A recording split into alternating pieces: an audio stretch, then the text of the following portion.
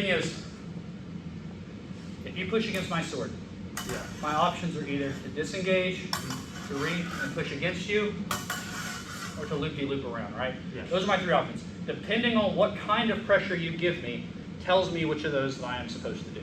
Okay. So, if we're not touching, and you move to gain my sword, that's disengage. Okay. If you push my sword very far, like this, then that's disengage, right? Okay. If you get over the top of my sword and push down, that's when I go into a loop, like this. Okay. If you just push against my sword, then I'll push back through. Okay. Does that make sense? Yeah. So depending on, so like if I go over like this, then you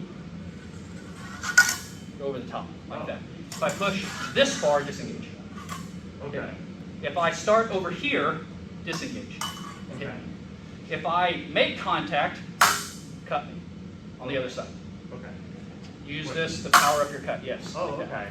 If I make contact. If I don't make contact, you try to disengage, but if it does make contact, use it to power up your cut. Oh. That's not a universal truth, but those are paradigms to start with.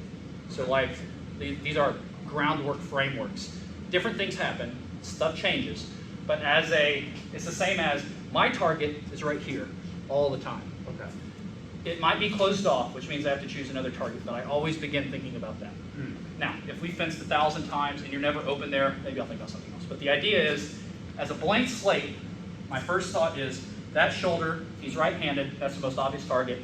I try for that and manipulate things after I gain more information. Okay. If that makes sense. Yeah. Think about your binds that way. Okay.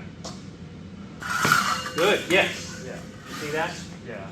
How that feels? Now the goal is when I do this and you go over the top and you start coming in, my parry becomes this. Oh. Because I have to over parry or I will be hit.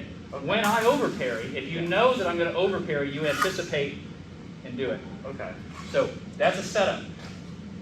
You give me the hard bind, you know I'll over parry, yes. Okay. Huh. Does that make sense? Yeah. So you know you're going to cut me when you begin. Okay. That's a setup. If you wait to feel this, I'll parry. Yeah. Now, the problem is if you anticipate it and you do it too early, or I don't feel the right pressure. If I feel you yield immediately, I know you're cut. Yeah. You got it? Make sense? Yeah. So you can't anticipate what you're going to do. You have to do it in the right tempo. That's what makes movement difficult. Okay. That's the hard part of fencing. Yeah. Learning the movement's easy. Being able to perform it in a drill is easy. Being able to perform it at the right time and to rest is mastery. Yeah.